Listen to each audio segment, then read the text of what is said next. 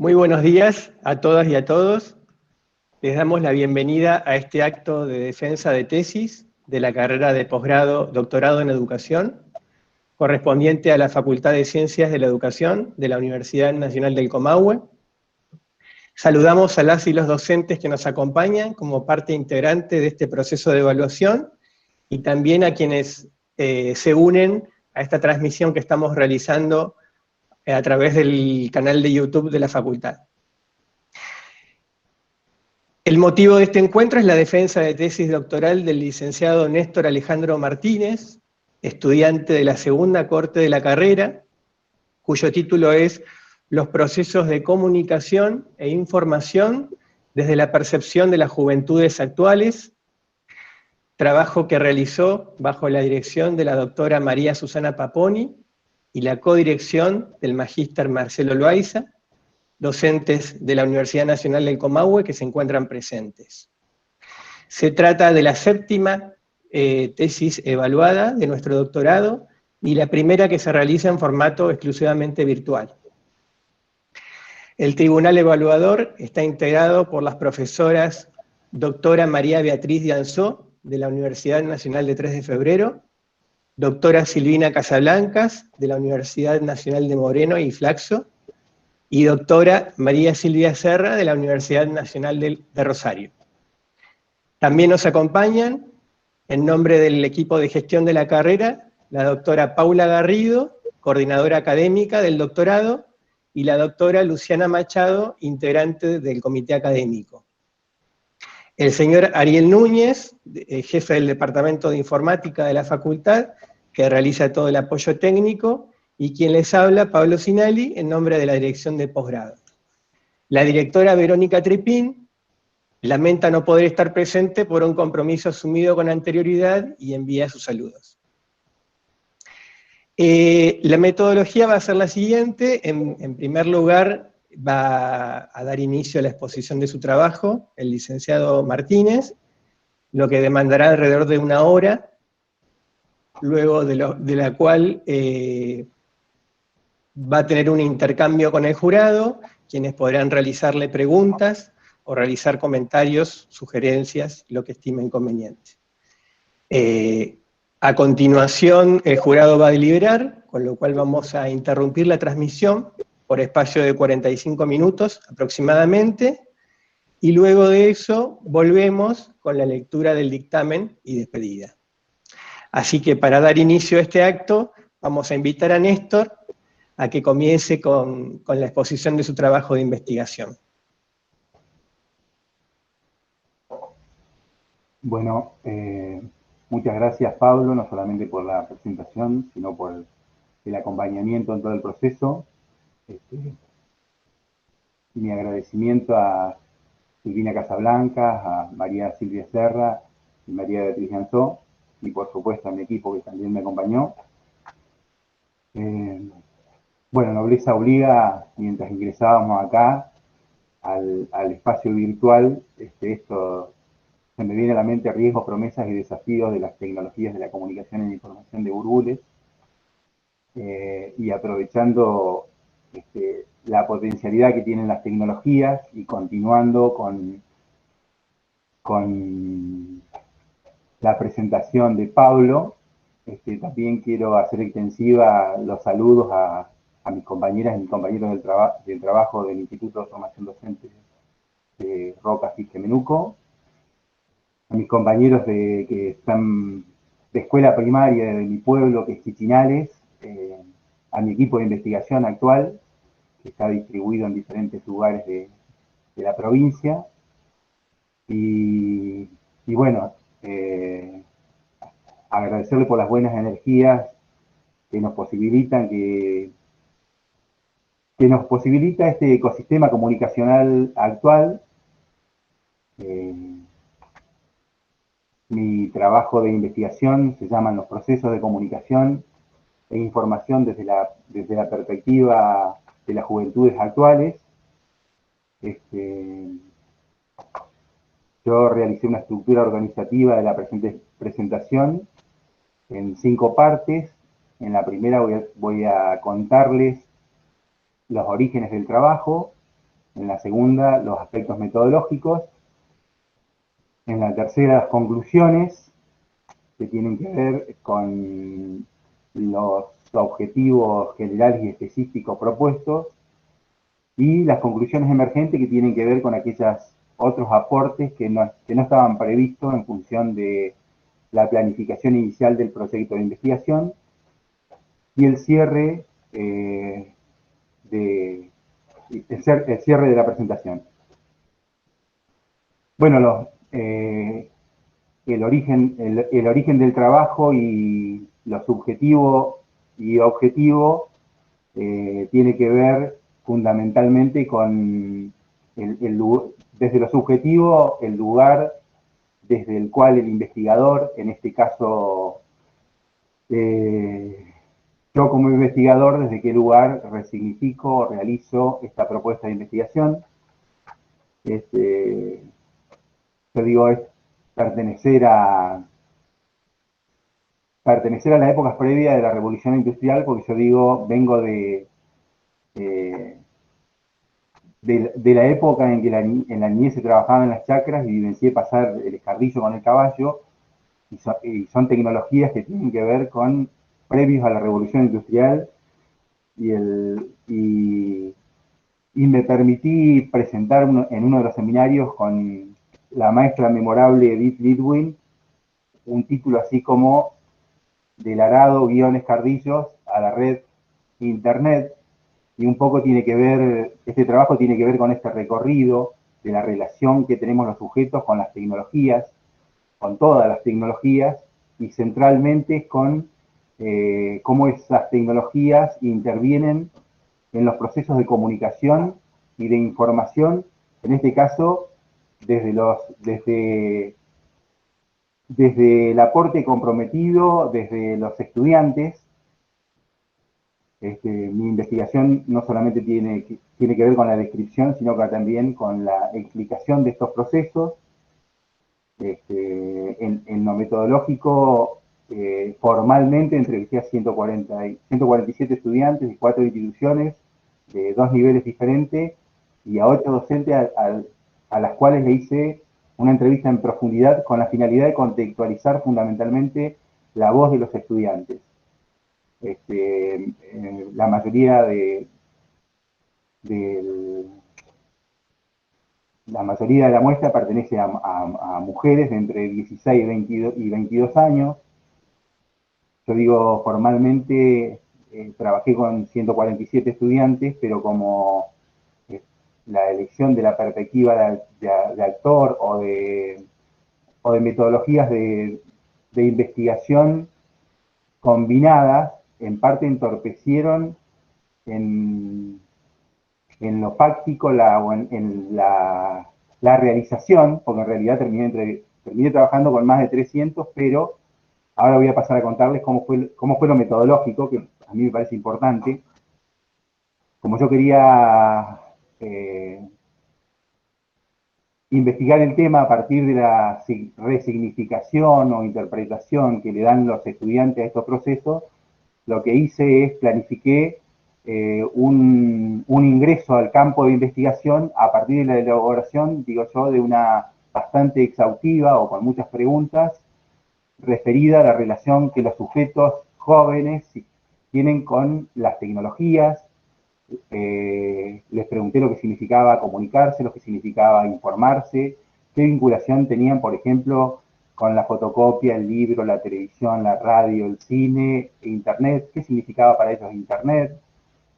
También les pregunté qué significaba para ellos ser críticos. En otra parte les propuse, por ejemplo, si se animaban a relatar algo poético o artístico respecto a su relación con las tecnologías, y en la parte escrita, en esa primer propuesta de intervención en el campo, como que yo digo, escribieron cosas muy poéticas, muy lindas, que yo digo, muchos recuperaron, recuperaron a Galeano, recuperaron mucho de su música, y también se animaron a hacer construcciones poéticas, muchas de las cuales yo transcribí en el texto de la tesis.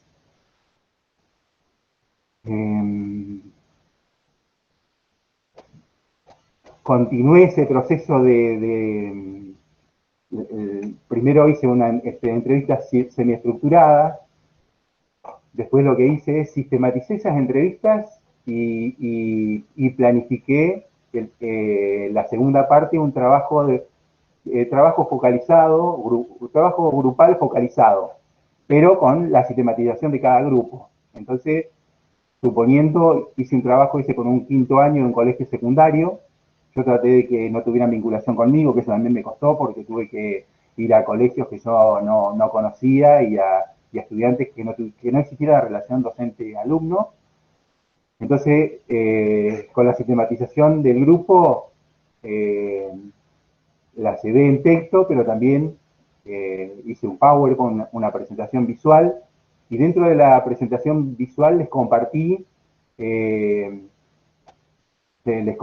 por ejemplo, todas las concepciones que aparecían sobre lo que significaba para ellos comunicarse. Les compartí, según el grupo, cómo percibían su relación con la fotocopia.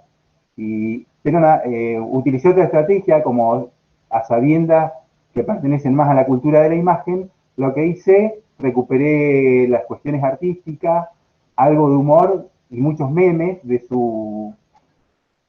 sus redes sociales, y yo digo, eso contribuyó, una, que me entendieran desde otro lugar, no solamente desde el docente que viene a investigar desde la textualidad, sino que se crearon buenos climas que creo que disfrutamos todos y todas, y que en algunos casos me permitió hasta continuar disfrutando, porque el ir haciendo el trabajo de investigación y el estar haciendo los seminarios de taller, por ejemplo, y no solamente aprender a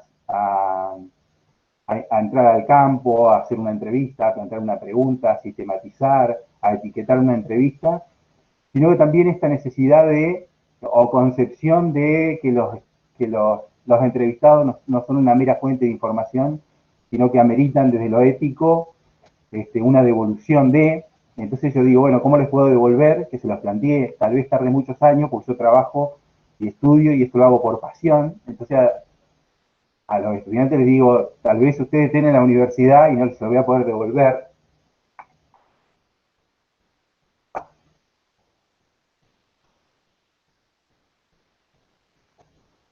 Entonces, bueno, el compromiso es acercar a cada escuela un escrito de la tesis finalizada. Y yo digo, eso como que tal vez no lo podamos hacer, pero como la mayoría de los espacios en los que participé, la mayoría de los espacios tienen que ver con comunicación social, investigación y lengua y literatura. Entonces, como los grupos que me posibilitaron entrar, o los profes y las instituciones que me posibilitaron entrar a hacer este trabajo, estaban haciendo trabajo de investigación con los estudiantes, la devolución fue contarles cómo era mi proceso como investigador, de estar haciendo los seminarios, de estar leyendo materiales que a mí me resultaban copados, interesantes, desde lo cognitivo, porque, no sé, no se me había ocurrido pensar la comunicación y la información desde la ecología de los medios como teoría, o las cogniciones distribuidas.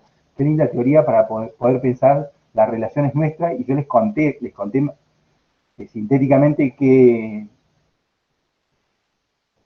teoría estaba leyendo, y como creo que eran pertinentes con su mundo de la vida y con su relación con las pantallas, les resultaba interesante, qué sé yo. En algunos grupos les dije, la pregunta, ¿ustedes saben qué hay detrás de Internet? No, profe, ¿y qué hay detrás de Internet? ¿Puede venir a contarnos qué hay detrás de Internet? Y bueno, en función de lo que venía leyendo, les cuento qué hay detrás de Internet. Entonces, como que yo disfruté de este trabajo de investigación mucho por la metodología elegida. Como que esa fue la fortaleza, y siento que tanto en el escrito como en esta presentación están más la voz de las juventudes actuales que mi voz, y eso lo disfruté, con la debilidad de que en muchos espacios donde hice la entrevista inicial, después, o porque no había agua, pues estaba cerrada la escuela, o porque cambiaron los docentes, no pude continuarlo. Por lo tanto, me perdí más aproximadamente la mitad de los estudiantes, como que no figuran como la muestra de la investigación. Pero bueno, desde dónde se juega la investigación. Mentira que en este título me aparece el profe de educación física que juega en el patio, ¿no? ¿De dónde se juega la investigación o desde dónde la contextualizo? Yo digo desde la ecología de los medios como teoría generalista que transmedia, que estudia justamente la relación de los sujetos con las tecnologías y con la comunicación y con la información, y que piensa este sujeto en retrospectiva o en genealógicamente, históricamente, a partir de la tecnología, el lenguaje, la escritura, la invención de la radio, de la televisión, del cine, de la prensa, bueno, de la prensa escrita, hasta los actuales medios digitales interactivos. Entonces esta teoría me resultó pertinente y para poder pensar relación sujeto-tecnología con los procesos de comunicación e información. Entonces, como que esta teoría enmarca toda la producción de la tesis y como no podía estar exenta también la relación de este sujeto que se vincula con varias tecnologías, no solamente con esas tecnologías. Y a recuperación de voz de Maggio y de Lidwin, esto de estas tecnologías para poder pensarlas tienen la dificultad y la complejidad de que no son unas tecnologías materiales, dice Lidwin, sino que también son materiales simbólicos, porque así se construye los modos que tenemos de pensar al mundo, los modos de leer el mundo y los modos de construir y transmitir nuestra cultura. Que justamente ese creo que es uno de los desafíos por los cuales no desde lo subjetivo, sino desde lo objetivo, me parece importante pensar en estos procesos. Porque una de las cuestiones importantes es que los estudiantes no piensan a este proceso de comunicación e información sin el proceso de construcción del conocimiento o del conocer y aprender. Entonces, a mí me parecen importantes justamente por eso, porque nos permite aprender y transmitir nuestra cultura.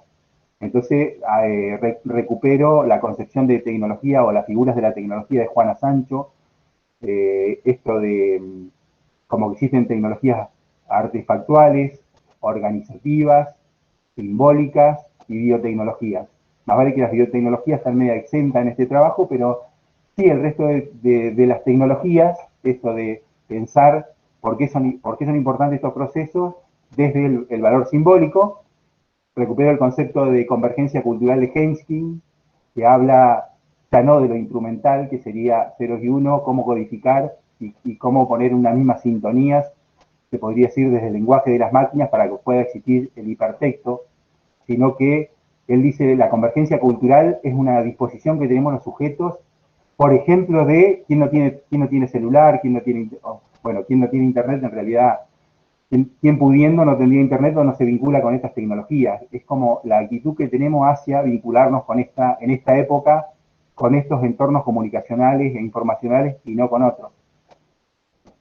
Y después, otro concepto importante que tiene que ver con Regis Debray, la transmisión cultural, que creo que permite pensar y pensarnos en que, por ejemplo, mientras se comparte esta producción audiovisual desde la universidad por internet y en YouTube, algo de la transmisión cultural va quedando en algún lugar. Y yo digo, si pensamos en la época del libro, la industria cultural en partes quedaba o se apropiaba de esa transmisión, se apropiaba entre comillas de esa transmisión cultural. Transité por el concepto de la información más vinculado con el dato y el concepto de la comunicación ameritó un amplio abanico de posibilidades y digo por qué. Porque en la entrevista inicial, por ejemplo, aparecía preponderantemente comunicar es recibir algo, comunicar es lo clásico, emisor, mensaje, receptor. Y yo digo, como una muestra de lo que pasó genealógicamente respecto a sus concepciones de comunicación, a la hora de poner en juego todas esas concepciones que ellos plantearon, muy desde el emisor, mensaje, receptor, dentro del taller, en las conclusiones del taller, esa definición, por ejemplo, terminó más cercana a la definición de Huergo, que yo digo, Huergo plantea que la comunicación es un intento de construir con otro, donde yo pongo en juego mi mochila de sentidos con la finalidad de construir aún sin llegar a acuerdo. Y yo siento que la metodología ahí fue enriquecida al poner en discusión con los estudiantes cuál era realmente la comunicación que ellos cuál comunicación entendían. Bueno, me parecía importante esto, O'Connell, la producción de la igualdad, no solamente en cada propuesta de enseñanza, sino la producción de igualdad también en cada proceso de investigación. ¿Qué principios debemos tener para? En este caso no puedo decir que todos disponen de las tecnologías digitales interactivas porque uno no desconoce los procesos de desigualdad. No sé, de un capitalismo de consumo se podría decir a un capitalismo de plataforma. Yo voy a pasar a contarle las conclusiones, pero para contarle las conclusiones tengo la necesidad de contarle que mi trabajo también se estructura en función de, principalmente, del concepto de alfabetizaciones que propone Buckingham. Buckingham propone pensar las alfabetizaciones desde la alfabetización escrita vinculada con la escritura escolarizada, se podría decir, o tradicional, del libro y la fotocopia, la mediática que tiene que ver con la radio, el cine, la prensa escrita y la televisión, y la digital o hipertextual que tiene que ver con los medios digitales interactivos y nace post-invención de Internet. Entonces yo tomo ese concepto, que también lo cruzo con el concepto de la UNESCO 2003 de alfabetización, que plantea la alfabetización, si bien era leer y escribir, cuando hablamos de, o remitimos a la escritura y a la lectura, tal cual la conoce mi generación, que yo tengo más de 50, pero la UNESCO plantea una definición más inclusiva respecto a, involucran en este contexto del ecosistema comunicacional actual a todos los modos que tenemos los seres humanos de comunicarnos. Y los modos son múltiples y según la teoría de la ecología de los medios, se permite pensar que cada nueva tecnología que nace es como una especie que no se extingue como los dinosaurios, sino que se complementa con las tecnologías existentes, y creo que eso en parte aparece. Así que mi producción de tesis está atravesada por esos tres ejes, y también está el intento de pensar qué significa para los estudiantes en pensarse críticamente y el aporte de, cómo pensar el lenguaje desde lo informático, o sea, desde el lenguaje de las máquinas, que sería lo que trasciende posterior a la pandemia o en situación de pandemia de la implicancia del Big Data. Pero bueno, del trabajo de campo y la alfabetización textual surge, por ejemplo, su relación con las fotocopias. Su relación con las fotocopias son aburridas, en blanco y negro, no son claras, son la imposición tanto institucional como de los profes. Siempre las compramos porque es la obligación, pero muchas veces ni las leemos. Para mi sorpresa, el libro, bienvenido, como que aman el libro, pero no justamente los libros que los vinculen con el conocimiento disciplinar del ámbito escolar, sino en versión saga, dicen ellos. Me dan muchas sagas que yo tengo hijos de generación Harry Potter, así que esa línea de libros son amados por ello y siguen pensando en el papel, más allá de la humorada que me hacen a mí, que me dicen, profe, en realidad, usted es de la época de los libros de texto, nosotros somos del PDF, con esta conectividad. Pero bueno, otra cuestión importante es, amamos el libro, nos gustaría tener más libros, pero son muy caros y no tenemos acceso, por lo tanto usamos la biblioteca de la escuela y en el lugar donde yo vivo hay muchas bibliotecas comunitarias o bibliotecas públicas y son usuarios en todos los espacios, por lo tanto hay mucho de la cultura del compartir.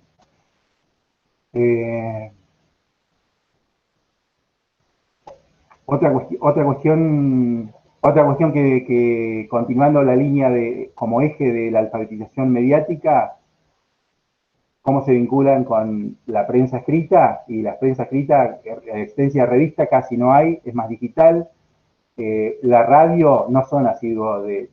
La M como que ni existe, la FM muy poco, y solo escuchamos radio cuando nuestros viejos lo ponen en el auto, cuando viajamos juntos, y a veces cuando estamos haciendo algo en familia, pero porque lo pone la otra generación, y en los pocos casos que escuchan alguna radio, es la radio en la web, la televisión, en el espacio donde hice la entrevista, existe la televisión digital, la televisión digital terrestre, la televisión analógica, que en este caso son Canal 7 y Canal 10, la televisión por cable, y bueno, para ellos la dimensión en este ecosistema, esa televisión cobra nuevas dimensiones, como el cine, la gran pantalla, la televisión, la mediana, y la micro pantalla es el celular. Bueno, y a mí me costó entender, existe una micro televisión. Para ellos la televisión es la del celular.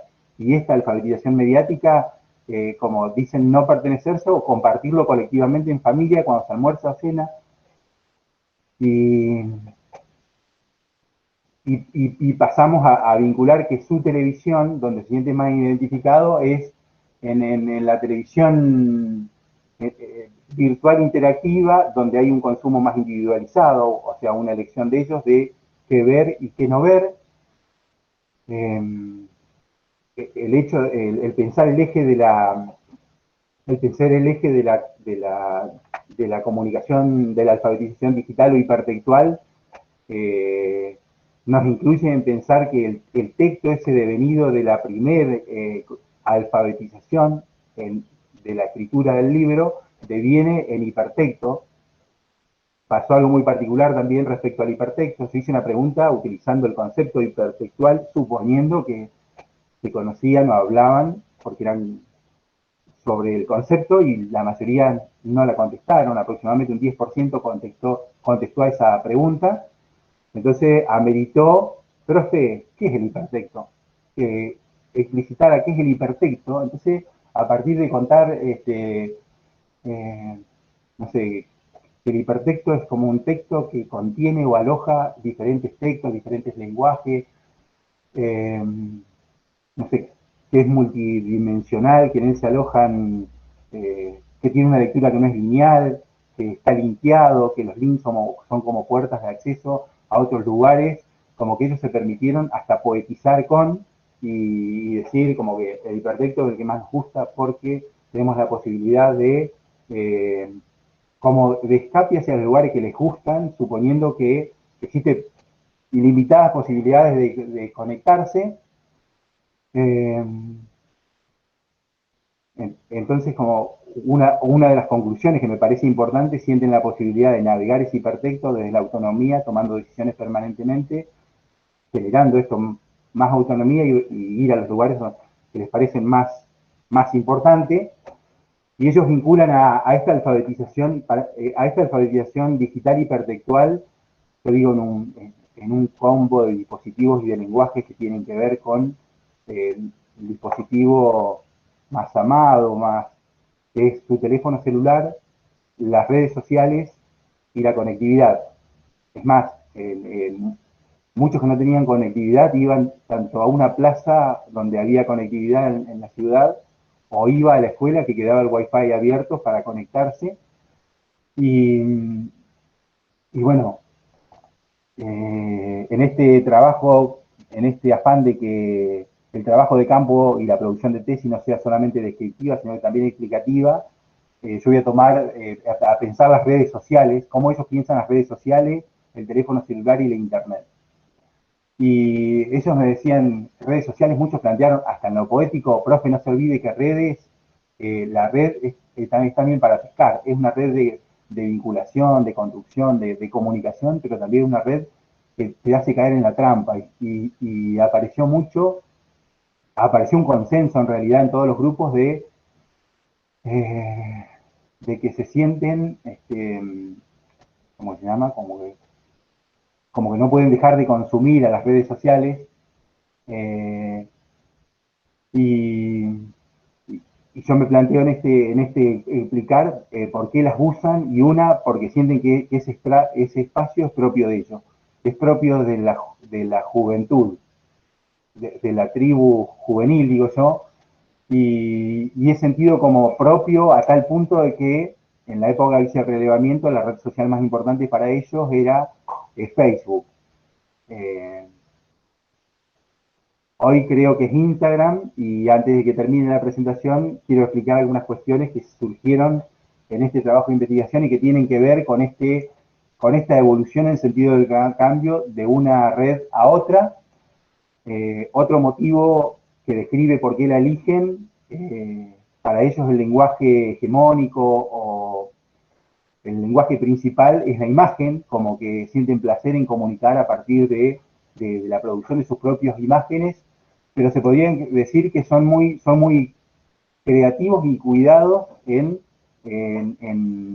la construcción de su imagen, a punto tal más vale, yo iba con mi teléfono celular, pero no tenía un Photoshop. Y a mí me sorprendía en el espacio de taller que fuera tan común tener Photoshop, y en un grupo una chica se para y dice, profe, pero ¿qué, no tienes Photoshop? No, ¿y qué, ustedes tienen? Y se paró y dice, chicos, levanten la mano, ¿quién no tiene Photoshop en el celular? Todas las chicas y chicos, esa aplicación, o sea, todos, nadie subía una foto de modo directo, y yo digo, cómo se esmeran para comunicar e informar, y cómo cuidan su imagen en las redes.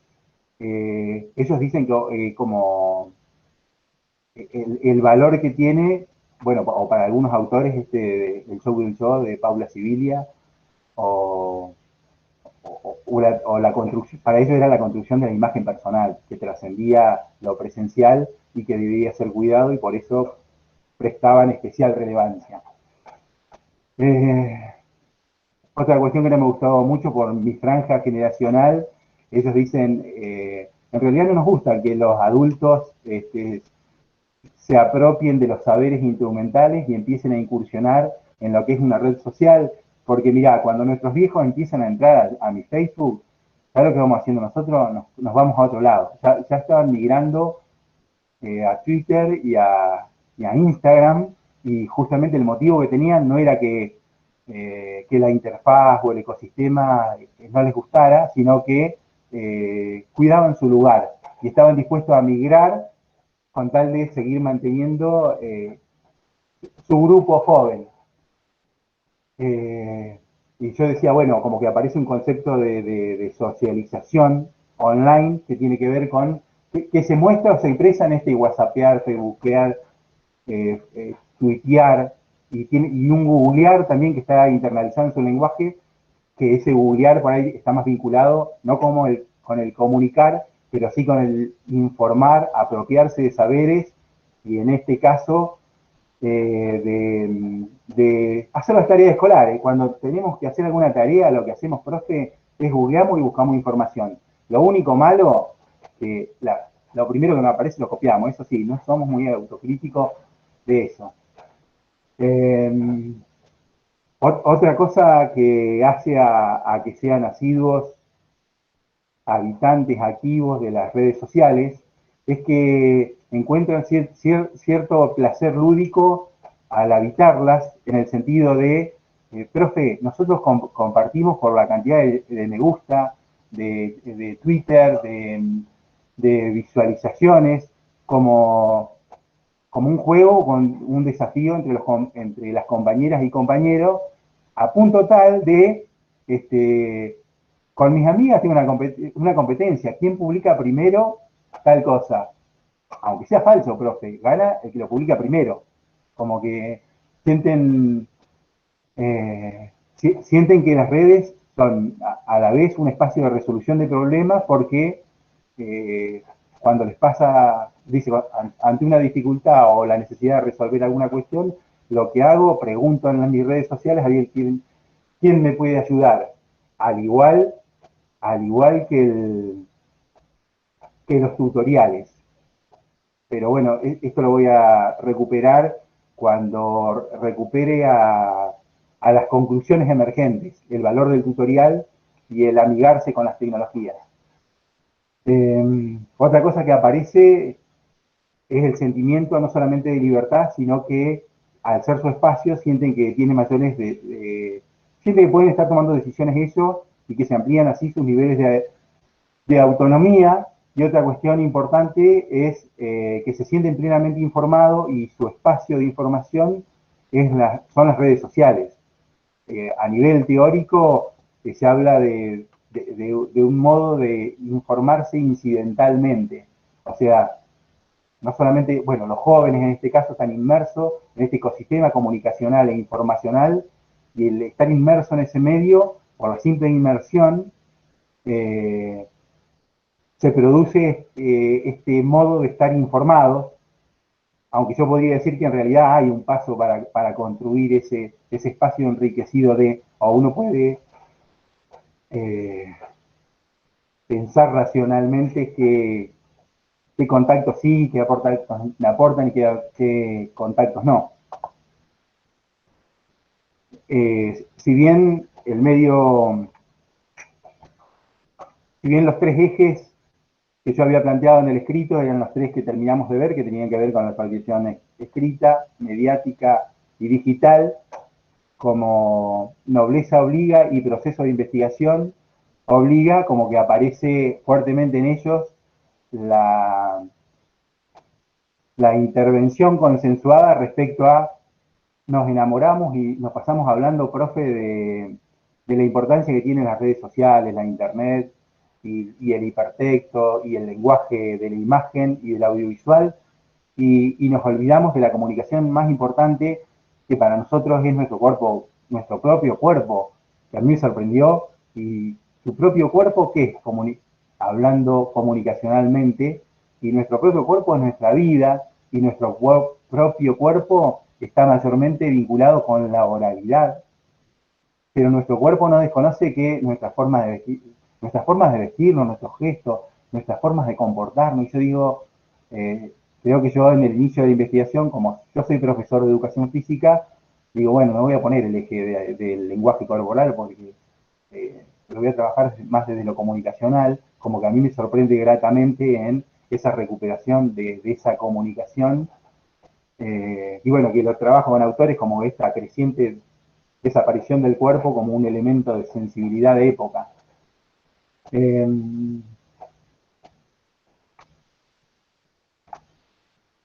Dentro de las conclusiones emergentes, las cuestiones que más me sorprendieron, se podría decir, es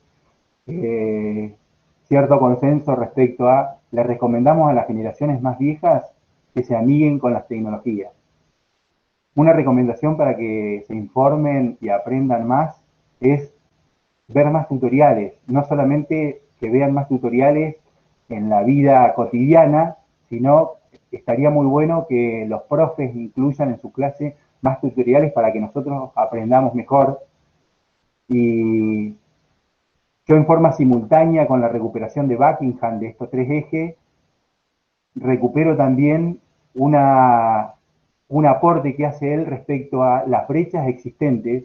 Él dice, las enumera, dice, las brechas no solamente se limitan a la brecha generacional, la brecha de conocimiento, la brecha material o de accesibilidad a una tecnología, sino que él menciona otra brecha importante. Piénsenlo que esto lo escribe en el 2008, y él dice, y que es la brecha entre el mundo institucional, educativo y el espacio vital, llama él, a todo lo que hacemos los sujetos fuera del ámbito de esa institución educativa. Y la denuncia que hace Buckingham es, piensen que cada vez se distancia más o la brecha se agranda, y él dice, tengamos en cuenta el peligro que implica que cada vez que nos alejamos más de la subjetividad de esta pulgarcita, cada vez somos, comillas, como que somos, cada vez nos alejamos más de nuestro trabajo de enseñar y de aprender, porque cada vez nos alejamos más del mundo de la vida, de la subjetividad y de la comunicación de ese sujeto joven y esas propuestas de enseñanza. Por lo tanto, esta idea también atraviesa, y bueno, yo pongo resignificación y pandemia, y digo como que esta idea también atraviesa porque, si bien estoy jugando con el diario del lunes, ¿qué pasó con la pandemia y con estos sujetos que se sentían más de la virtualidad y este autor que planteaba que había una brecha entre el mundo presencial y que planteaba que, que la escuela informaba, enseñaba, en la escuela se enseñaba y aprendía en las cuatro paredes de Sibilia también, Redes o Paredes, el pensamiento de Foucault, del encierro y cómo el Wi-Fi permea esas paredes y linkea, se podía decir, a otros mundos, a otros lenguajes, a otros sentidos. Y la pandemia lo que hace, creo que patea el tablero en el sentido de nos invita a repensar qué pasa con estos espacios, qué pasa con estos lenguajes, qué pasa con estos modos de comunicar e informar. Y bueno,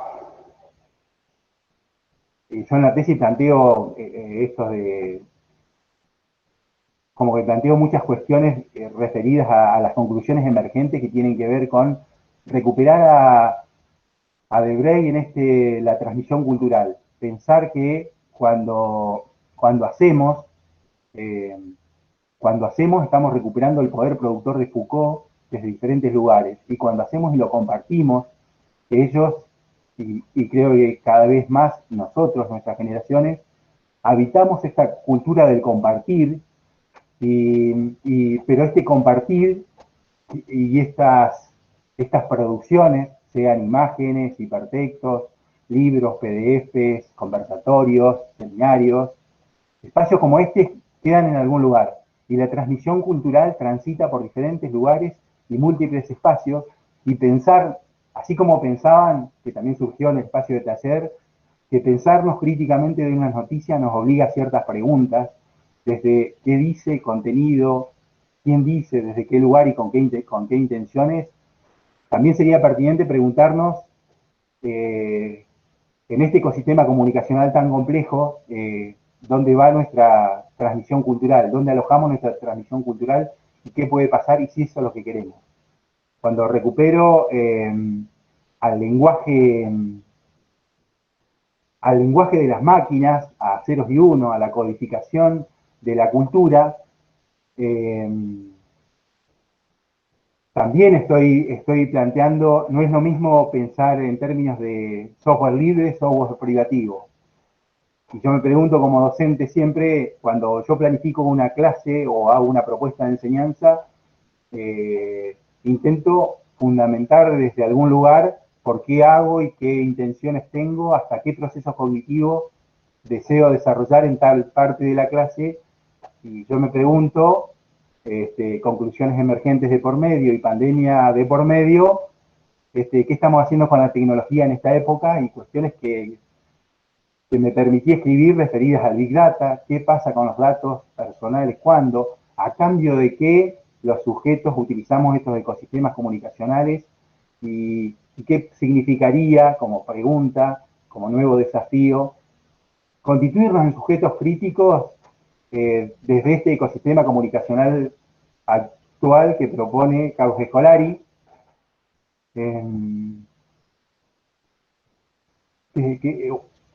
como que a mí hay en esto me conquistan varios autores a pensar la relación de los sujetos con los entornos comunicacionales actuales, como por ejemplo el concepto de Perkins y Salomon de cogniciones distribuidas, de también pensar la cognición distribuida, pero pensar los procesos de comunicación e información como cogniciones distribuidas.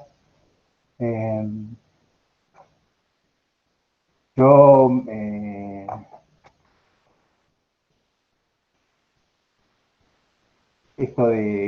creo que esta presentación o este encuentro amerita dos cierres. Uno que tiene que ver con, yo digo, habitamos un tiempo histórico particular, aunque creo que todos los tiempos fueron particulares, pero yo lo hago referido a lo que yo pretendía estudiar o pretendí estudiar en esto, que son los procesos de comunicación e información, y hoy creo que no sé, lo que pasó el 11 de marzo de la declaración de la Organización Mundial de la Salud de declarar la COVID-19 como pandemia, y al 20 de marzo en nuestro país, el aislamiento social preventivo y obligatorio, que yo digo, no es un aislamiento social preventivo y obligatorio, porque si fuera un aislamiento social, yo no tendría el placer de poder disfrutar este encuentro con ustedes.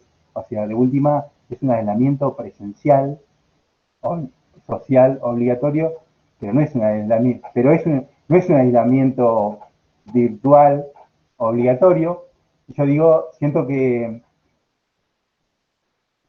nos cambió el mundo la pandemia y creo que la tesis y el relevamiento de campo realizado y la apropiación que hacen las juventudes actuales, como que marcan un diagnóstico previo pandemia de qué pasaba con estos procesos en su ecosistema y de los diferentes lenguajes y la complejidad. Y bueno, amerita ese cierre desde mi investigación y un cierre de la presentación en la que yo intenté comunicar o sintetizar desde el mejor lugar posible esta idea que atraviesa o poner en juego lo que hice en el proceso de investigación, conectando el desafío, el nacimiento de la investigación, los orígenes e importancia, el encuadre teórico que enmarca la investigación, los objetivos propuestos, las conclusiones surgidas a partir de los objetivos, las otras conclusiones que yo las llamo emergentes, y bueno, espero haber brindado claridad respecto a los ejes que planteo de las alfabetizaciones.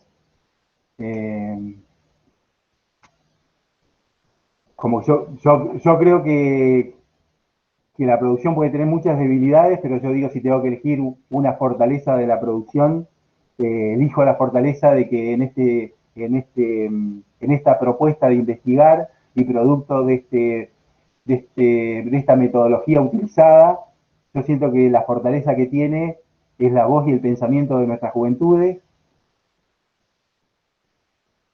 Como cierre tanto de mi trabajo de investigación como de esta presentación, quiero dejar mi agradecimiento, pero antes de mi agradecimiento particular, el cierre contado en imágenes. Yo hice el siguiente desafío. Tuve el privilegio también de estudiar con Marcelo Gabriel Candia, que lo llaman Chelo, y que es un artista reconocido de mi ciudad, de mi pueblo, y le digo, quiero que te inspires en el título y el índice de mi trabajo de investigación y que lo resignifiques con total libertad, y él como producción hizo esa imagen que comparto, que a mí me parece que es representativa del trabajo de investigación.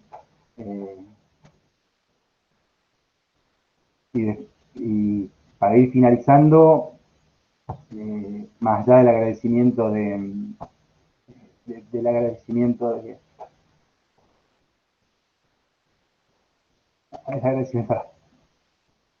a las personas que contribuyeron a que yo pudiera realizar este trabajo, que no quiero olvidarme de nadie, pero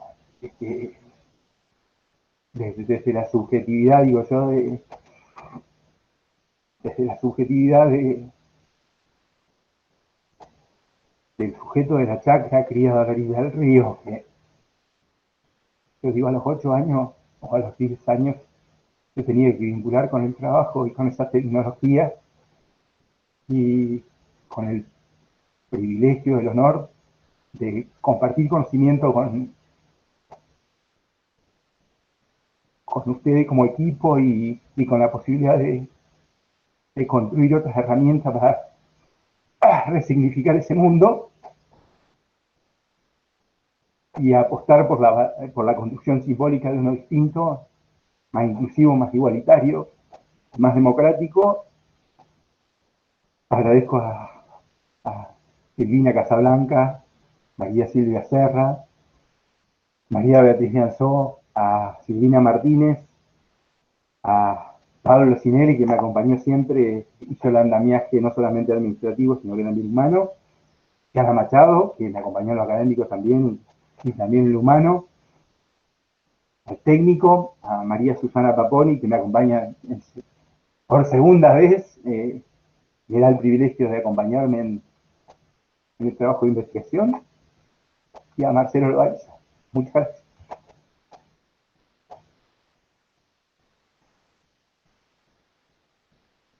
Muy bien, Néstor, muchas gracias. Bueno, ahora invitamos a las juradas a que realicen un intercambio con Néstor. No sé quién quiere comenzar.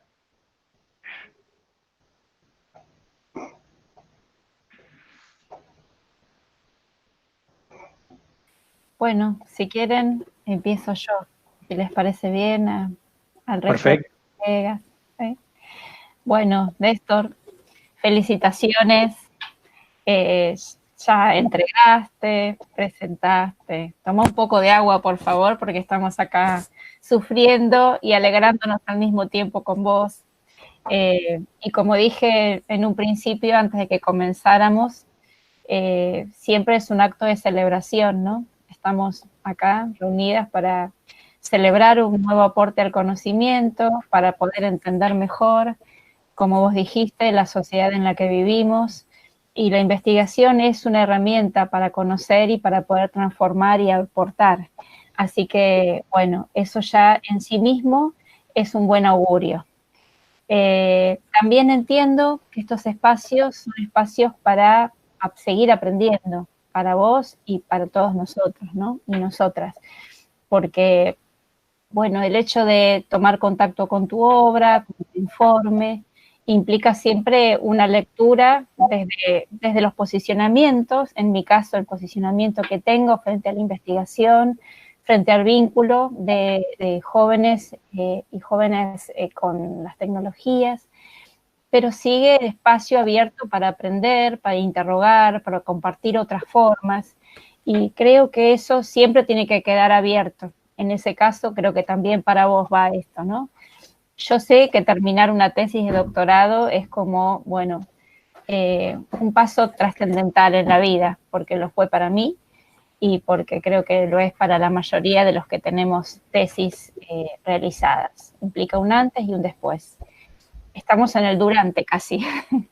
Entonces, este es el momento para comentarte mis apreciaciones, a lo mejor alguna pregunta, pero también creo que lleva tantos años y tanto esfuerzo llegar a este momento que si no hay preguntas, tiene que haber algo, y ese algo tiene que ser un aporte, y ese aporte tiene que servir para construir y para construirnos, ¿no? Desde ese lugar es. Evidentemente, esto es más que una tesis para vos, ¿no? Por la forma y la intensidad en que lo has vivido, por cómo te vinculás con tu profesión, por el amor a la docencia, bueno, al lugar donde vivís. Y me parece que todo eso es valioso. Yo considero que uno siempre tiene que, de alguna forma, no sé si es la palabra blanquear, pero sí explicitar desde dónde escribe y comienza sus investigaciones. Así que es una forma de entender también todo lo que viene después. Y eso a mí me parece que sigue siendo muy importante para las ciencias sociales. No desacredita la cuestión de la objetividad o subjetividad, sino decir cuál es mi posicionamiento, este es mi enfoque, esta persona soy yo la que va a investigar, sobre todo en las tesis, en que uno y una está tan solo escribiendo. Después, cuando integras equipos de investigación, hay otro tipo de debates, ¿no es cierto? Con lo cual, te leí tal cual te escuché, ¿no? O sea, Néstor Martínez escribió, Néstor Martínez presentó. Es como que termino de completar la obra, pero en realidad no me sorprende. También, bueno, ¿cómo la recibí yo? Creo que, bueno, hubo diferentes facetas en tu proceso de investigación. Creo que este es un logro. Creo que todavía te voy a decir cosas que creo que podrían mejorarla, porque para eso estoy acá. Pero, en primer lugar, decirte que la disfruté, que me encuentro con cercanía a tu investigación. Bueno, fundamentalmente todo el tiempo que leí tu obra, que me gustó escuchar las voces de esos chicos y chicas, que de alguna forma desde su perspectiva generacional, con la cual yo a veces coincido y a veces no coincido, porque esto de la tecnología y de aislar a las generaciones para ver cómo se vinculan, a veces me preocupa, ¿no? Aunque haya hecho muchas investigaciones con niños y niñas y con jóvenes también. Pero, bueno, es una forma de habilitar la comunicación, poder ver la perspectiva de los jóvenes frente a la tecnología, sus usos, sus formas de habitarla. Con lo cual, tu eje, que es la comunicación, creo que tiene que ver con esto. Para poder comunicarnos, tenemos que ver, bueno, cómo es que la habitan, cómo es que la entienden, cómo es que se vinculan. Me parece oportuna tu investigación, que no oportunista, sino oportuna por el interés del tema. Bueno, evidentemente todo se resignifica en la pandemia, pero no se resignifica a tal punto de mostrar cosas que no venían, tendencias que no venían ya dándose en el vínculo generacional, ¿no? Con lo cual, esto va a marcar, tu tesis va a marcar un punto de inflexión con respecto a otras investigaciones que se hagan, por ejemplo, ya en este contexto de la pandemia o posteriores a la misma, ¿no? Me parecieron muy valiosos tus ejes de trabajo, me parecen también aportes significativos lo que tiene que ver con lo que te dije antes, la comunicación, con revisar el concepto de alfabetización.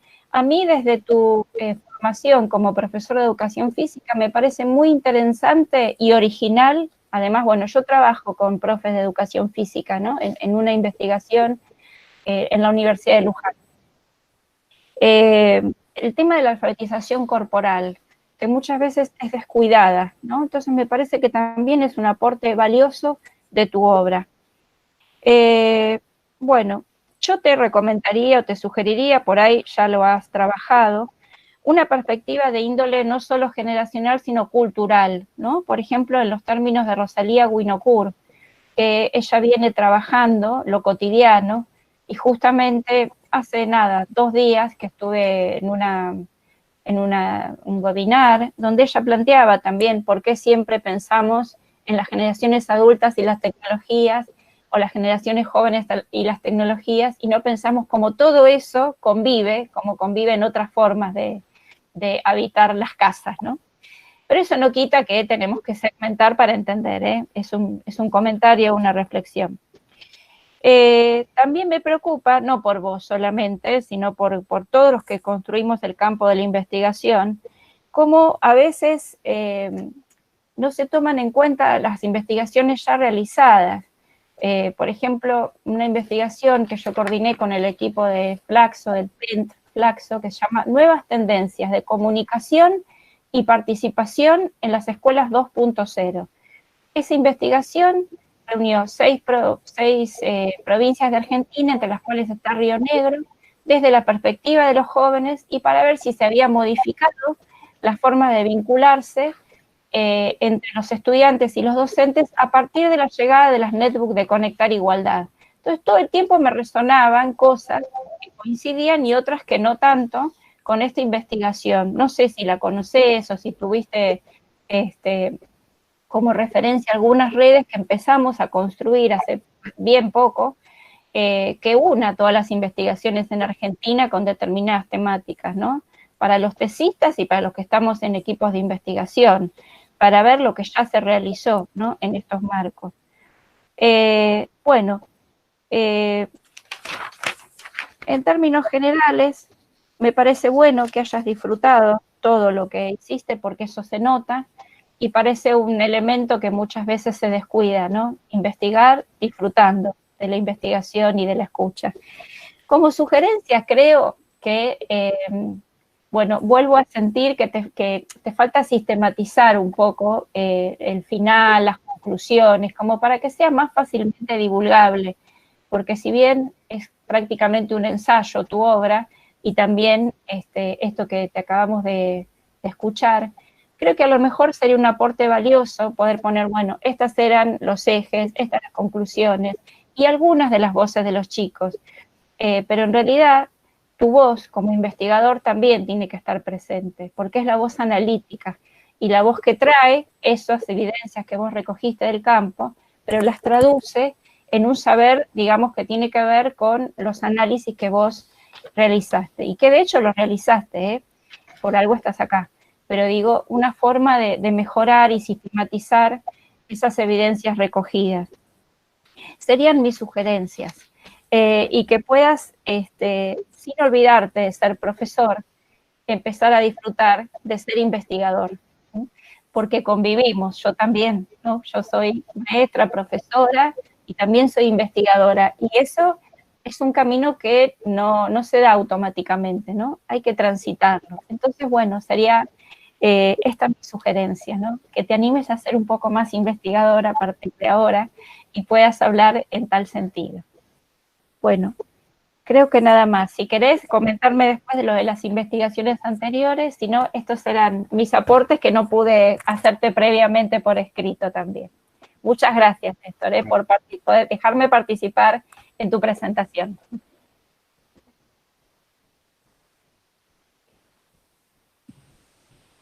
¿Sigo yo, les parece? Beatriz, ¿querés seguir vos? Bien, bueno, ¿cómo están todos? Mucho gusto.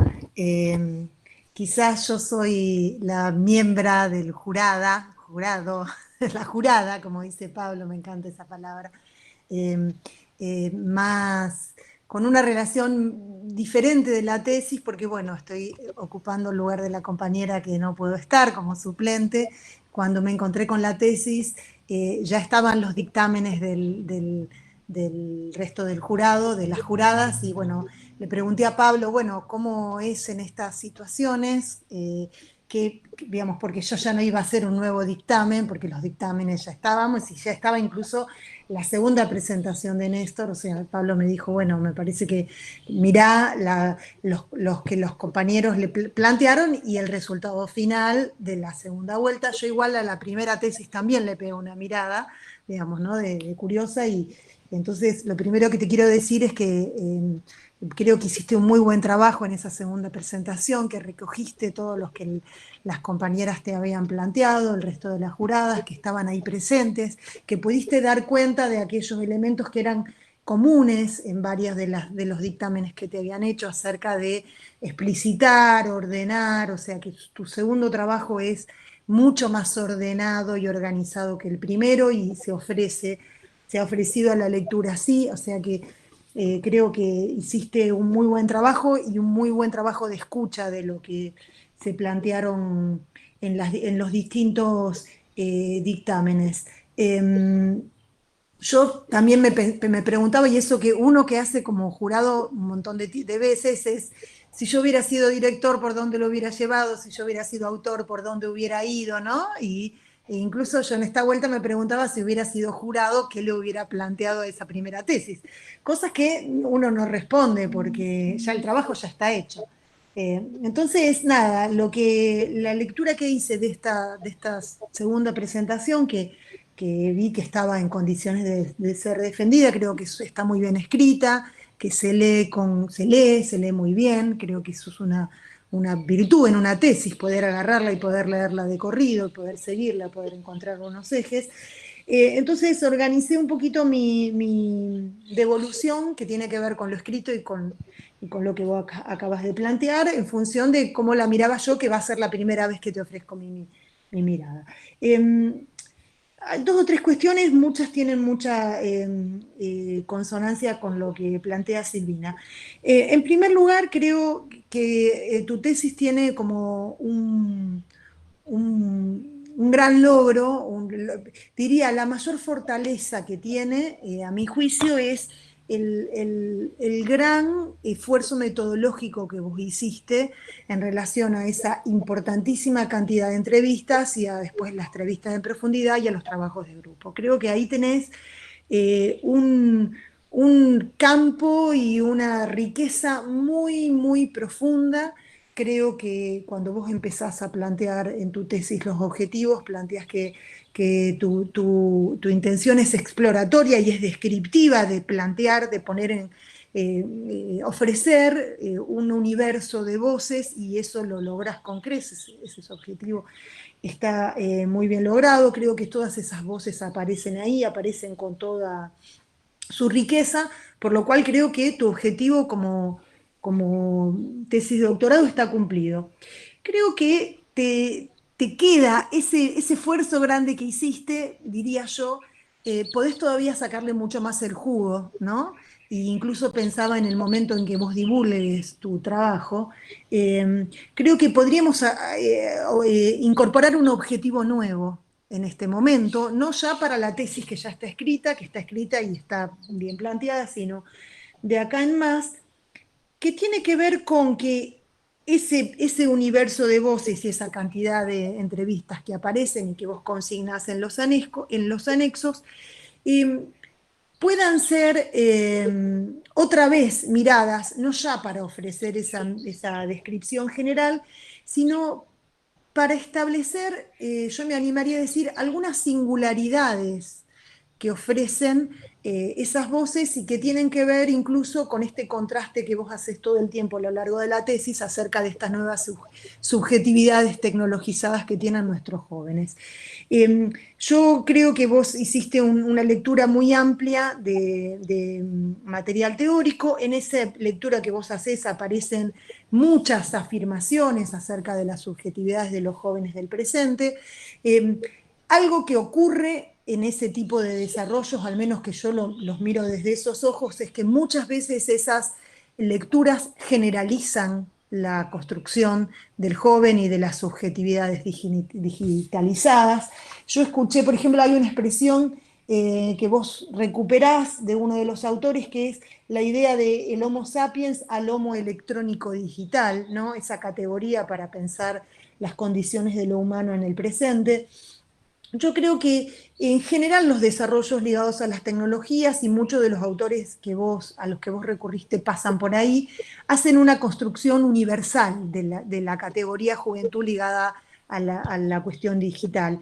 Y a mí me parece que vos tenés una oportunidad para hacer otro tipo de trabajo ahí, para profundizar, digamos, ¿no? Vos creo que tu tesis ligó mucho las voces de tus estudiantes, de los estudiantes que vos hablaste, con esas hipótesis. Entonces mostraste de qué modo esos jóvenes eran parte de esos diagnósticos más universales. Creo que ahora lo que queda del trabajo es mostrar las singularidades de esas voces frente a esos diagnósticos que son universales. Creo que una de las singularidades que aparece con más frecuencia cuando pensamos en la cuestión tecnológica tiene que ver con los contextos, y muchas veces los contextos están pensados desde la cuestión socioeconómica, desde la accesibilidad, ¿no? Cuando si nosotros decimos el homo electrónico digital y pensamos a nuestros jóvenes dentro de esa categoría, lo primero que pensamos son todos, ¿no? ¿En qué medida participamos nuestros jóvenes argentinos y los jóvenes de nuestras distintas regiones de esa categoría de homo electrónico digital, por una cuestión de contextos, del país donde vivimos, de donde queda, del continente en el que está, de las desigualdades que los atraviesan? Esa sería como, si se quiere, una primera cuestión contextual, donde vos ahí, el hecho de tener 147 entrevistas de una región como la región del Valle del Río Negro hace que vos puedas construir una singularidad de lo que esas voces dicen por ser de esa región y por ser de los atravesamientos que tienen. Creo que también hay que pensar en otras singularidades que yo las pensaba cuando miraba, cuando ojeé el anexo. Hay posiciones encontradas dentro de esas voces, y hay estudiantes que marcan un camino y celebran la cuestión digital, y hay estudiantes que son críticos en relación que pueden mostrar criticidad o distancia en relación a eso. Entonces ahí me parece que vos tenés otra singularidad para explorar. Bueno, quizá un trabajo analítico de organizar todas esas voces y empezar a pensar qué es lo que están diciendo unas en contra de otras, o oponiéndose, o distinguiéndose, o marcando matices, ¿no? Me parece que ahí tenés un trabajo fuerte quizá para lo que Silvina llamaba la divulgación de tu trabajo, incluso para volver a desde futuras investigaciones, a todo ese trabajo de campo tan rico que tenés. De las posibilidades de sistematizar esas voces, yo marcaría por ahí dos cuestiones que a mí son preocupaciones, te diría, personales y que te las devuelvo como desde la lectura donde leo tu tesis. Una es que en general, en muchos de los autores, en muchas de las voces y a veces en tu voz misma en la tesis, se hacen cargo de esa especie de distancia o lucha entre la escuela como un espacio con una cultura más analógica, formal, adultocéntrica, escribimos por ahí, y la cultura juvenil, digital, informal, extraescolar, juvenilcéntrica, hay un término que se me escapa. Lo anoté y no me entiendo la letra, ¿no? Digo, bueno, esa idea de oposición, a mí me parece que hay algo ahí que vos sobre el final lo decís, y me parece que eso es necesario que lo amplifiques mucho más, que vos en las conclusiones decís que cuando empezaste trabajaste dos contextos bien diferenciados y que los jóvenes te devuelven que hay algo ahí que no está tan diferenciado, que en las voces lo encontrás. Eso a mí me parece que es una cosa, es una hipótesis que es importante explorar porque me parece que mucha de la bibliografía ligada a la cuestión digital marca eso, ¿no? Cierta escisión entre lo escolar y lo extraescolar que estos jóvenes están poniendo en duda. Y a mí me parece que es importante plantearla en esa clave. Si me esperan, cierro la ventana porque se escuchar el perro que ladra, ¿no?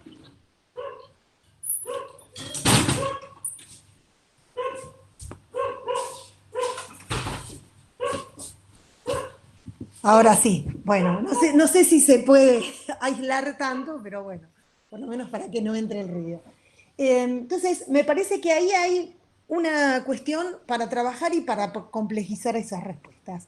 La otra cuestión tiene que ver con la idea del control, con la idea de la escuela como espacio de disciplinamiento, con esto que vos marcaste incluso recién en tu presentación, cómo Foucault nos marcó un camino para poder leer los efectos de las instituciones educativas en clave de disciplinamiento y cómo en la cuestión digital la posibilidad de poder tomar distancia de esas marcas tan fuertes que hace la escuela en relación a la organización del tiempo y del espacio y a las operaciones regulatorias de los sujetos, digamos, como que la cuestión digital aparece como suelta de muchas de esas cuestiones.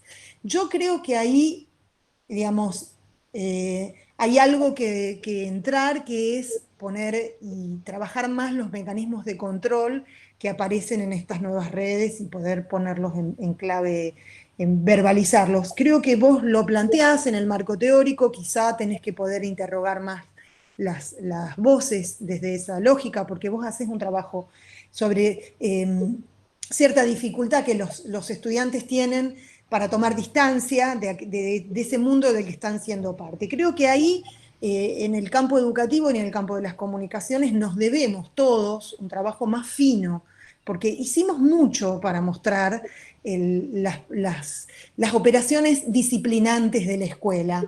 Entonces ahora, nobleza obliga, debemos hacer el mismo esfuerzo para mostrar las operaciones de control que aparecen en esta nueva forma de subjetividad, porque si no creo que podemos quedar atrapados en una posición más celebratoria que se está perdiendo de ejercer una mirada crítica sobre eso, ¿no?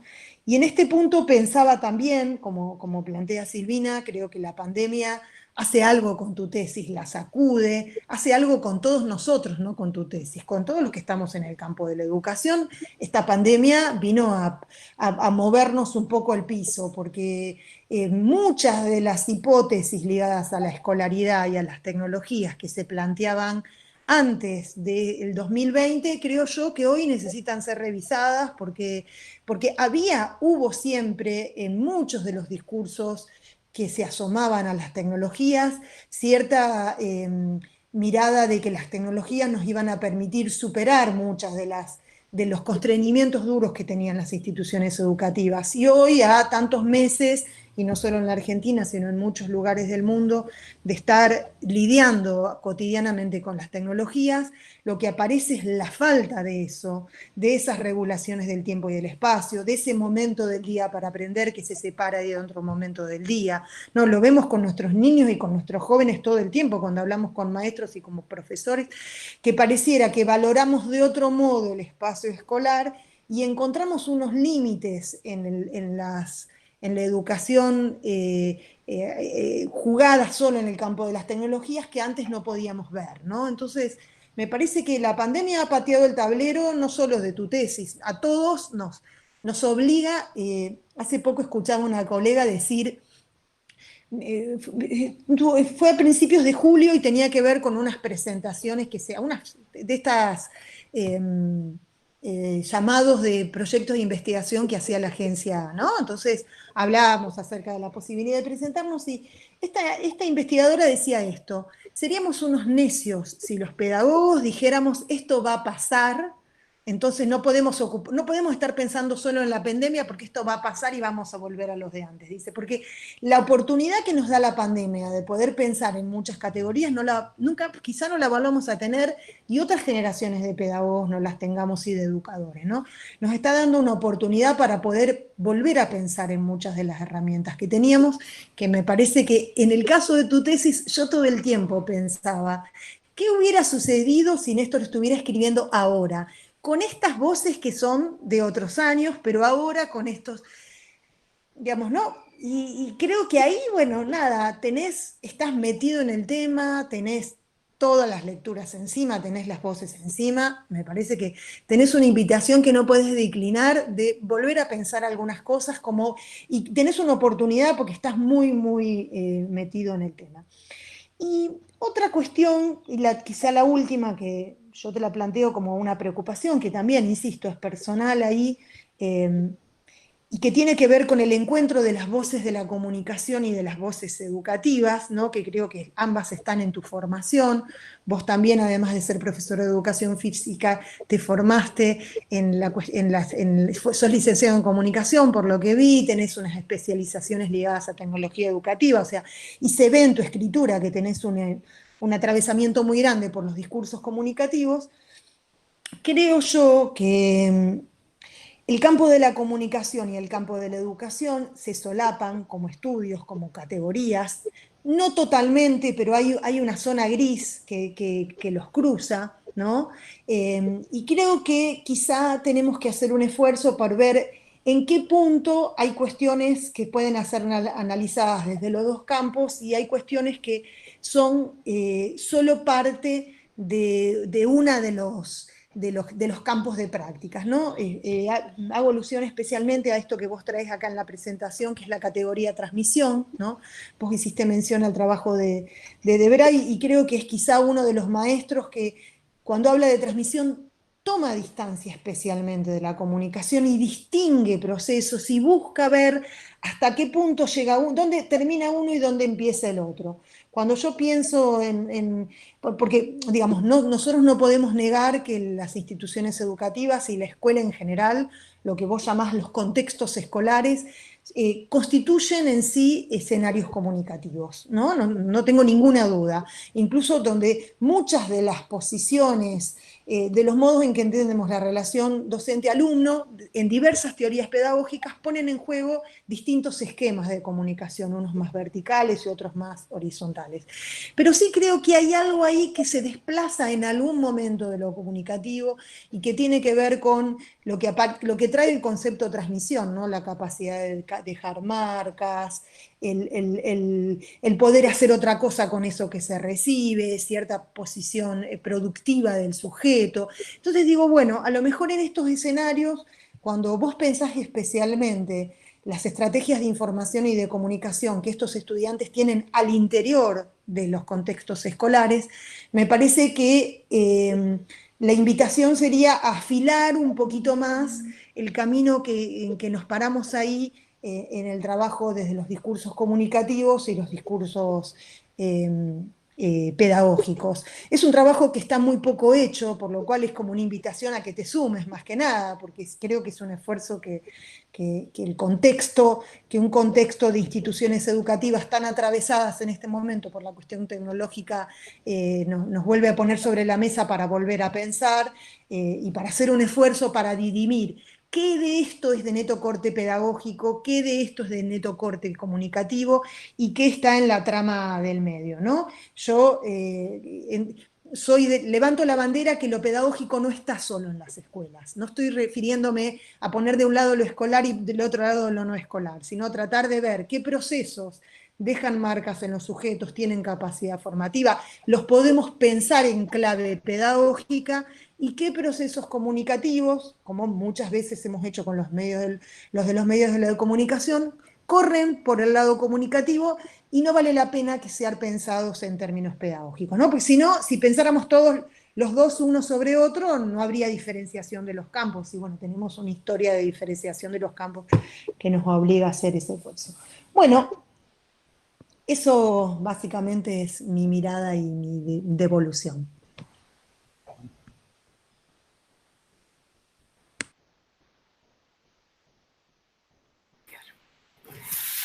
Bueno, muy bien. Lo primero, la verdad que quiero decir es que estoy muy feliz y emocionada de estar compartiendo este momento con ustedes por varios motivos. El primero es porque soy egresada de la Universidad del Comahue. Hace 40 años que pasé por esas aulas. Y la verdad es que volver en esta circunstancia, bueno, es sumamente gratificante.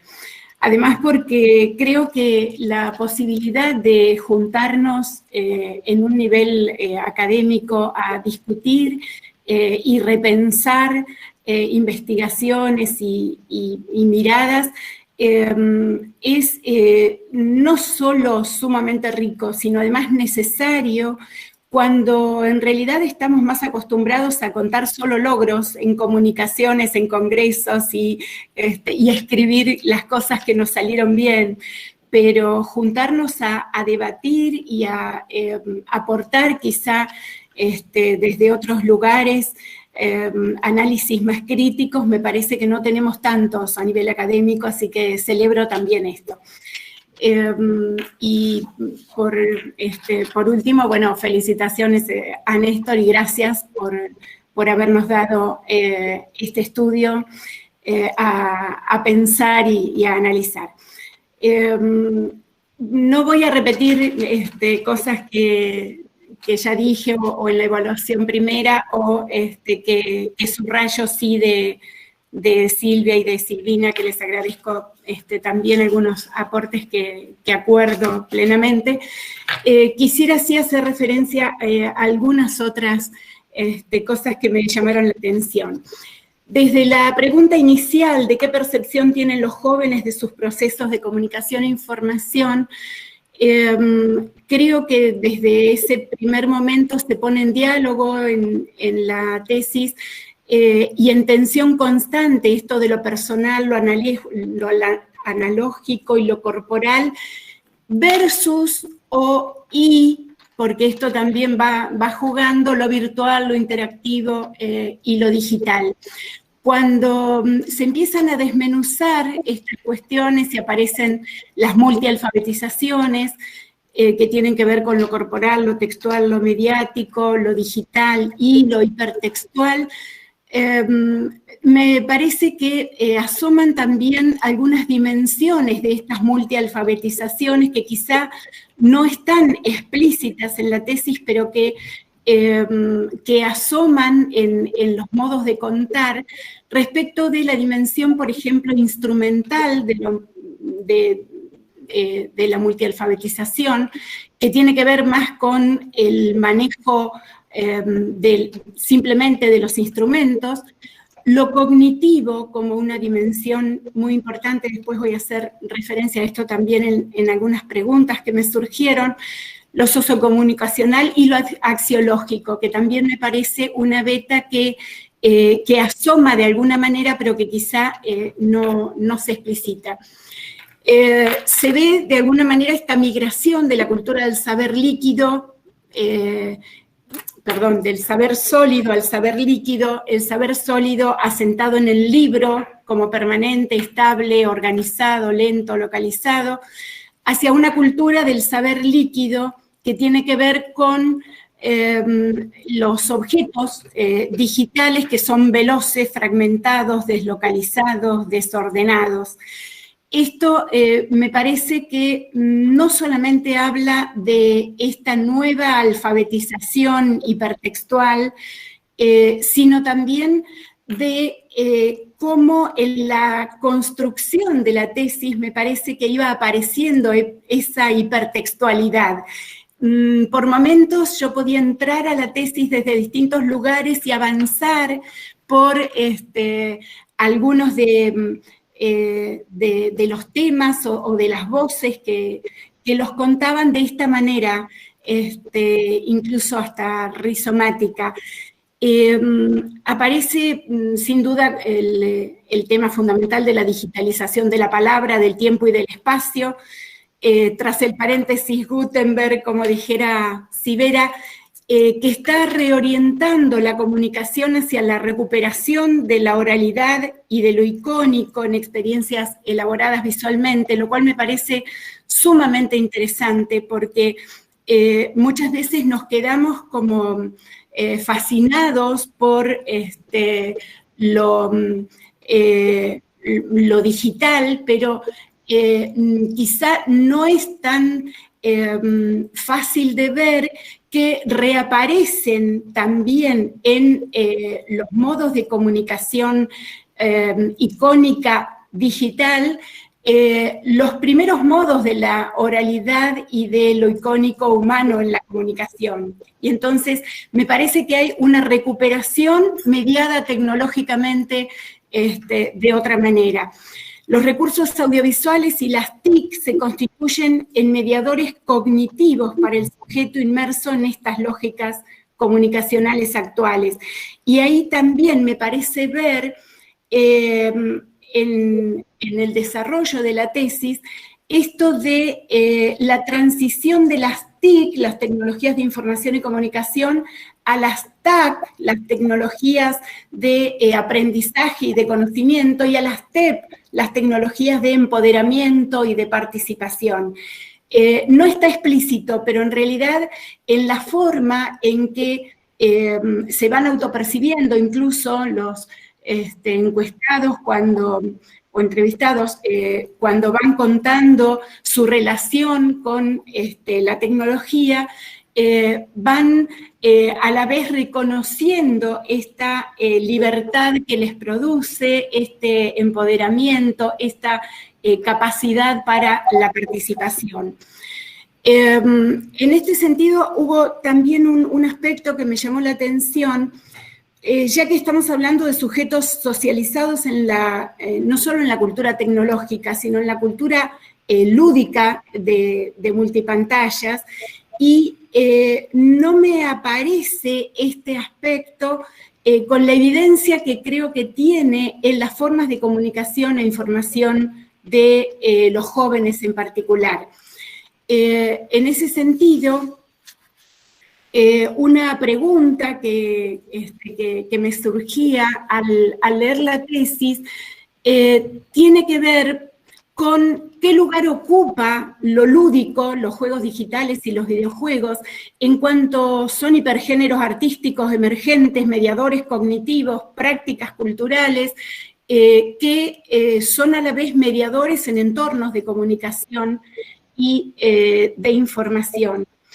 Esto porque, bueno, trabajando particularmente desde muchas investigaciones en relación con el tema de los videojuegos en el ámbito educativo en particular, y como mediadores de cultura también, como objetos culturales básicamente, me parecía interesante encontrarlos en el mismo lugar en que aparecen los otros mediadores que sí se trabajan fuertemente en la tesis, que tienen que ver con, por ejemplo, los consumos culturales del CINCA, donde yo preguntaría también en qué medida los resultados del trabajo realizado en la tesis se conforma o están alineados con los resultados de los consumos culturales que se dan a nivel nacional y que están sintetizados en el CINCA, donde aparecen la música, la radio, los audiovisuales, las computadoras, internet, las editoriales, el teatro y otros, y también los videojuegos como uno de estos pilares en no solo los consumos, sino como mediación también, y por eso hago referencia a esto, porque creo que, no sé si quizá hasta por una representación previa de que los videojuegos en este caso siguen teniendo cierta mala prensa y entonces quizá hasta se niegue desde el contar la propia experiencia, hablar de este sector, digamos, de expresión personal y grupal, o si hay alguna otra cuestión que quizá valdría la pena indagar respecto de ese espacio comunicacional. Otras preguntas que me surgían al leer tenían que ver con algunas definiciones que aparecen como realizan una autocrítica referida a la no discriminación de la validez de las fuentes de información, la conciencia de no registrar fuentes ni de chequear la validez de la información o de reconocer que no perciben la función publicitaria del mercado global en la red, los interpela en la dimensión axiológica. Esto que creo que además es un gran desafío para la educación y como aparece en diferentes momentos de la tesis esta intersección, ¿no?, entre lo comunicacional, lo informacional y la enseñanza y el aprendizaje, me parece que es otra dimensión de la multialfabetización que nos queda pendiente dentro del sistema y en lo que es la educación formal. Otra cuestión que también me preguntaba respecto de la producción de sentido que deriva de las prácticas culturales, ¿qué lugar ocupa el nuevo vocabulario que se construye desde los hechos sociales emergentes? Hablo en particular de hechos sociales como los feminismos, el aumento en las teorías acerca de los derechos, todo lo que tiene que ver con lenguajes inclusivos y demás, si estas producciones tienen algún lugar en lo que son estas prácticas culturales, comunicacionales e informacionales. Y una última pregunta que tiene que ver con la hipertextualidad, que sabemos que en la hipertextualidad se pierde la lectura lineal y esto configura también un pensamiento no lineal, hipertextual, rizomático. Los jóvenes autoperciben esta manera de mirar la realidad desordenada, fragmentada, cómo experimentan esta mirada respecto de su relación con, digamos, con otras etapas etarias y cómo conjugan esa comunicación en esta diversión de percepción, incluso, bueno, fundamentalmente de tiempo y de palabra, y en todo lo que implica esta digitalización, ¿no? También de los tiempos, de los espacios y por supuesto, de la palabra. Hay algunas otras cuestiones que me gustaron, incluso cómo se sintetizaron respecto de la unificación de alguna manera de algunas voces.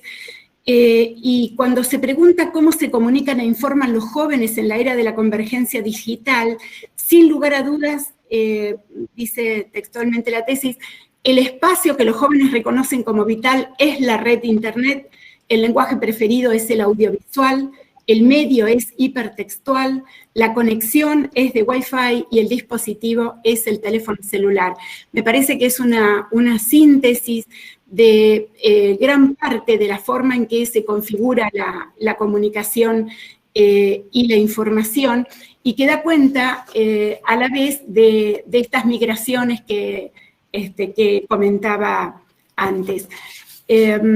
También el hecho de decir la lectura digital habilitada por los vínculos electrónicos de la hipertextualidad posibilita la migración inmediata, la lectura rizomática no lineal, la elección de circuitos narrativos diversos, incrementando la sensación de autonomía en función de un deseo sentido como más personal y libre. Ahí también me cuestionaba porque si bien de alguna manera lo dicen, lo expresan como un sentido personal y libre, no queda muy claro a la hora de que dan cuenta también de no tener mecanismos, por ejemplo, de autocrítica o de análisis crítico de la información o de estrategias, de alguna manera, para pensar qué hay detrás de Internet, o esta mirada que a veces parece ingenua sobre el uso que hacen de la tecnología. Para ir cerrando, me parece pertinente, actualizado el uso de la bibliografía en general, respecto de la posibilidad de hacer publicaciones sobre esta tesis. Sí quisiera poner en cuestión algunos aspectos que creo que es importante revisar, que tienen que ver, por ejemplo, con el cuidado en la citación. Hay un caso, por ejemplo, de Juan de Pablo Pons, que es un catedrático de la Universidad de Sevilla, que aparece en dos lugares diferentes, citado en las referencias,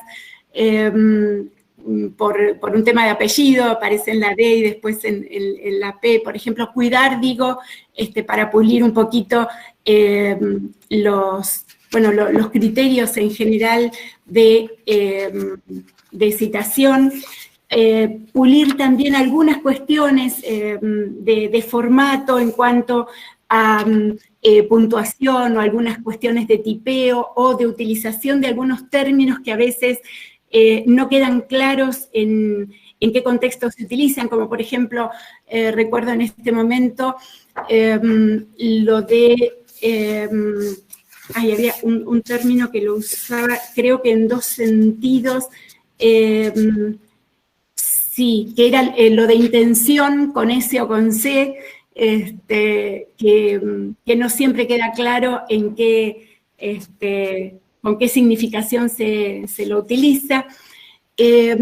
Una cosa que también me parece interesante es agregar palabras claves del sistema Tesauro como para que sea más simple también el encontrar la tesis dentro de algunos formatos temáticos que son reconocidos internacionalmente. Por ahí la cuestión de enlazar el enlace también para que sea más fácil llegar a los temas, pero esto es solo de formato y para que en las publicaciones aparezcan más amigables. Y para terminar, me pareció muy interesante la forma en que sobre el final se hace referencia a esa pregunta que es tan incómoda, ¿no? ¿Qué les conquista para dar ese enter a la era digital como acción casi obligada de existencia?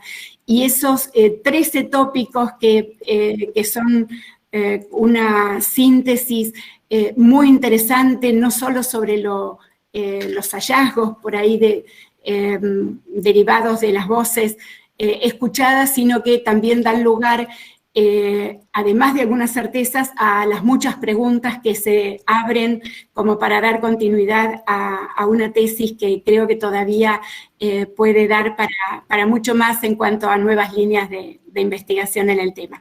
Muchísimas gracias por tu trabajo, también por haber dejado en la tesis el acceso a todas las entrevistas. Creo que es muy valioso poder recuperarlo desde ahí, y bueno, felicitaciones de nuevo por tu trabajo.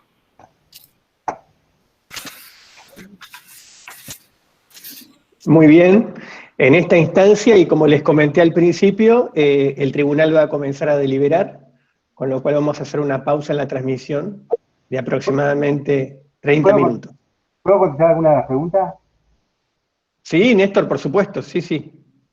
Yo agradecer el privilegio de compartir. Perdón, de los aportes que hicieron antes y ahora.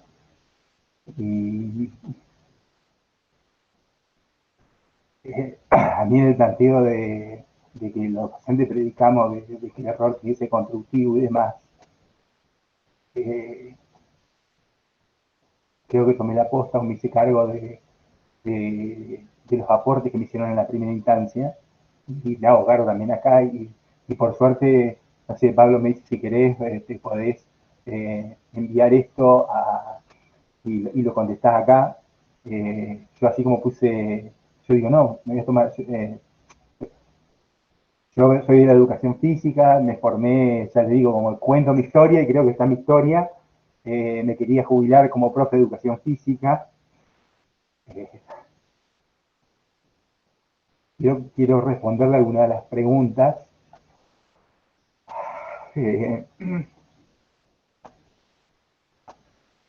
Bueno, yo digo, me sirvió tomarme el tiempo para releer.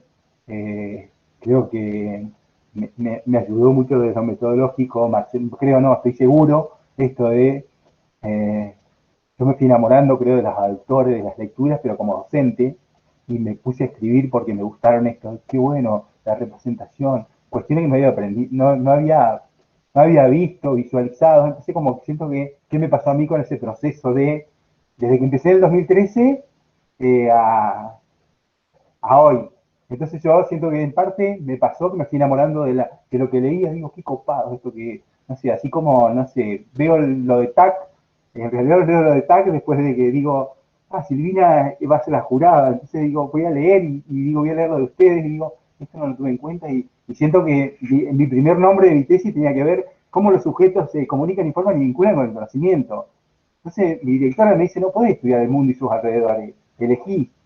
Entonces digo, con un dolor en el alma tengo que sacar la enseñanza, y yo siento de alma de enseñar, porque me dicen, yo soy maestro de educación física, profesor de educación física y profesor de comunicación social. Entonces elegí la docencia siempre, y les digo, yo, gracias por todos los aportes, que los voy a seguir trabajando. Como una cuestión, es como que no le quito el cuerpo ni el alma, digo. Y bueno, creo que no les puedo contestar a todas, no tengo respuesta para todas las preguntas, pero esto de que me sirvió para continuar en la línea de investigación. Y así como a los 53 años decido seguir investigando, es más, este año como experiencia linda, pero de educación física, investigando las prácticas de enseñanza en situación de pandemia. En eso estamos trabajando. Gracias por todo. Bueno, volvemos en un ratito.